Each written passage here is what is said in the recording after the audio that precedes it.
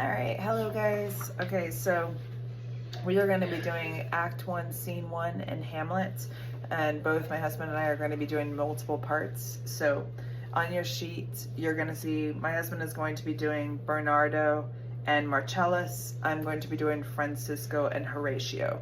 And just like with Beowulf, we're going to read down. I'm going to stop and intermingle and give you some pointers here and there, some information.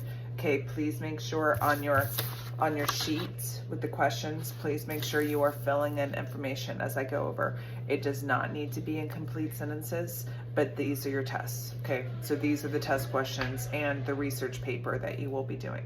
Okay, so please make sure you follow along. And much like with Beowulf, you're also going to have quizzes at the end of every act and scene. Okay, so you'll want to take good notes. All right, so it's going to start off, it is midnight, and we are outside Elsinore. You've got the guards. You've got Francisco is out there and he's patrolling. You have to imagine he's just got a gun over his shoulder and he's kind of patrolling back and forth, back and forth. You know what? I just said gun. It could have also been a sword. So whatever works for you, for visually. So he's going to be patrolling back and forth, back and forth. And then Marcellus is going to come and relieve him of duty. And then we're going to see that Marcellus, Bernardo, and Horatio are going to be waiting for something. For the past couple nights, a ghost has been showing up, and it's scaring the bejesus out of them.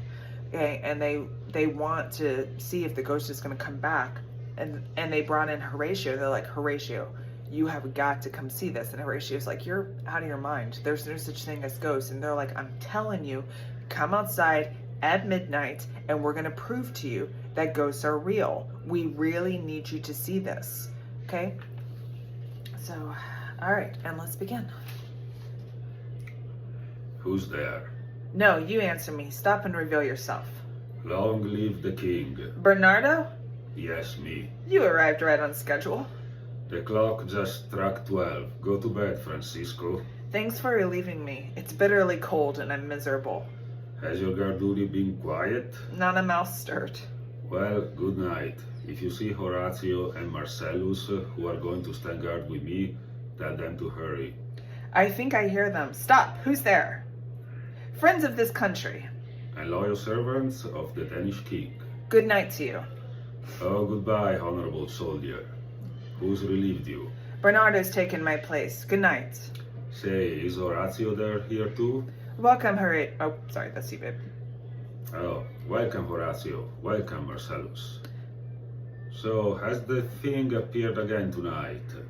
I haven't seen anything. Horatio says it's all our imagination, and he won't let himself believe in this awful thing we've now seen twice. I asked him to join us in our guard duty tonight so that if the ghost appears, he can confirm what we see and speak to it. Oh, come now. It's not going to appear.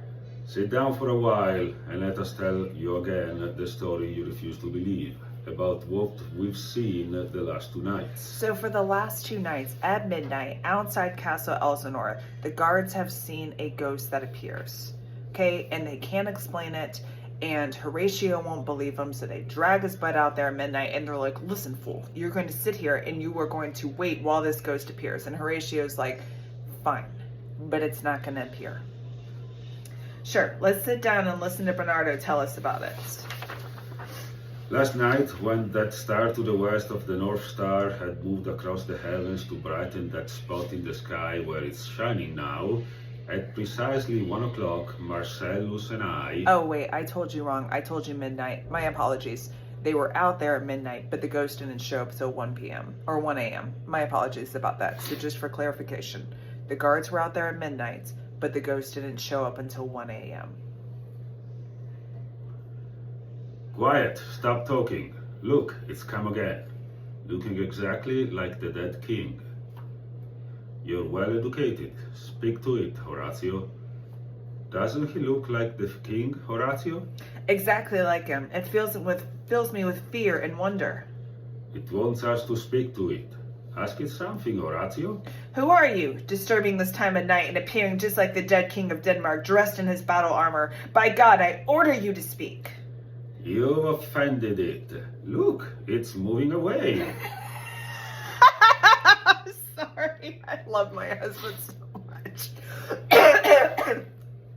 Stay, speak. I order you, speak.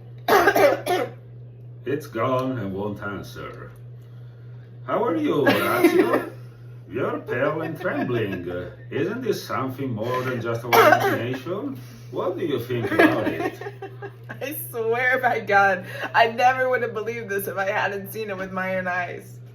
Doesn't it look like the king? As much as you look like yourself. That was the same armor the king wore when he fought the ambitious king of Norway, King Fortinbras. And the ghost frowned just like the king did once he fought the Poles who traveled on the ice and sleds. It's eerie. Okay, so the king, the ghost that keeps showing up, it looks just like the dead king of Denmark, Hamlet's father. And he's dressed in battle armor. It's weird. Okay, I mean, not that we could have a discussion all day long about whether or not ghosts exist. But the fact that this ghost shows up looking just like the dead king and dressed in armor, it kind of gives foreshadowing that maybe something is not right here. It's happened like this twice before, always at this time of night. Dressed like a warrior, the ghost walks by us at our guard post. I don't know exactly what this means, but I have a general feeling it signals that something bad is about to happen to our country. Speaking of that, let's sit down so that whoever knows about it can tell me why we've been keeping such a strict schedule of nightly work. And why we've been building so many cannons and buying so many weapons from other countries. And why the shipbuilders are kept so busy that they don't even rest on Sunday. What's coming that forces us to work day and night in this way? Who can tell me? Okay, so Marcellus is bringing up a good point. He goes, you know what? There's other weird stuff happening. Like in all of our free time, they're having us build cannons and having guns ready. It's like we're preparing for war. Maybe the dead king's showing up as a sign. Maybe it's like telling us like, hey, bad stuff is on the horizon. I can do that. At least I can tell you the rumors. The greatness of our former king, whose ghost just now appeared to us, inspired the competitive pride of King Fortinbras of Norway. Fortinbras challenged him to hand-to-hand combat, and during that fight, our courageous Hamlet, King Hamlet, as we Danes thought of him, killed old King Fortinbras, who on the basis of a signed and sealed agreement, and in full accordance with the laws and rules of combat, surrendered, along with his life, all the lands he possessed to his conqueror. So I need you to understand this. The battle was fair, okay? King Hamlet did not do anything suspicious, okay? It was laid out in agreement. They had a contract. If you kill me, I get your land. If you kill me, you get my land. If I kill you, I get your land. By that same agreement, our king bet lands of equal value that he would have had to give up had he been defeated. But now young Fortinbras' son, young Fortinbras, who is daring but has yet to prove himself, has hastily gathered a group of lawless brutes, and for no pay other than food on the outskirts of Norway, they're willing to give their courage to the effort of forcefully regaining the lands that elder Fortinbras lost. And I believe this is the reason that we've been sent on guard duty and the primary source of the recent hustle and bustle in Denmark. So Fortinbras is, Prince Fortinbras, he's not trained yet, okay? He's not a baby, but he hasn't gone to war, but he's got something to prove, and he's got a big ego. So he's not using any kind of strategy. He's not using any kind of like careful consideration. He's simply grabbing all the thugs he can find, and they're going to try and take back the land. I think that's right. It makes sense that this ghost of the late king will haunt our guard duty now, since he was such an important part of these wars. Wait, look, it has returned. I'll meet it if it's the last thing I do. Stop, you illusion! If you have a voice or can make sounds, speak to me. If there's anything I can do that might bring peace to you and honor to me, speak to me. If you know something about your country's fate which we could avoid if we knew about it, oh then speak. If you have the treasure buried somewhere in the earth, which they say often makes ghosts restless, then speak of it. Stay and speak. Don't let it leave, Marcellus. Should I hit it with my spear? Yes, if it doesn't stand still. It's here. It's here. It's gone. We were wrong to threaten it with violence since it looked so kingly. And, like the air, we couldn't hurt it. Our useless blows amounted to cruel thoughts. It was about to say something when the rooster crowed. And then it looked startled, like a guilty person summoned to appear in court. I've heard that the rooster, which calls to signal the coming morning, awakens the god of day and makes all the wandering ghosts, wherever they are, hurry back to their hiding places. What we've just seen is proof of that. It faded away when the rooster crowed. Some people say that just before Christmas the rooster crows all night long, so that no ghosts dares go wandering, and the night is safe for all. Then, on that night, no dark fates control us.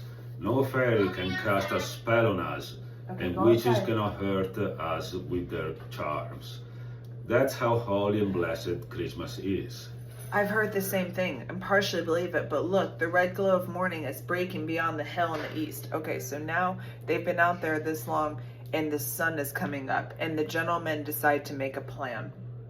Let's end our patrol and go tell young Hamlet what we've seen tonight. I bet the life that this ghost, which will not speak to us, will speak to him. Do you agree that we should tell Hamlet that we owe it to him out of their duty and our love? Let's do it. And I know where we can find him this morning. So the gentlemen decide, like, hey, the ghost is not speaking to us. It's now shown up 3 times, and the ghost won't say anything, but I bet you he'll speak to his son, Hamlet. I'm so sorry. So we're going to go ahead and we're going to find Hamlet, and we'll drag him outside tomorrow night, and maybe then the ghost will finally speak. All right, guys, and that is Act 1, Scene 1.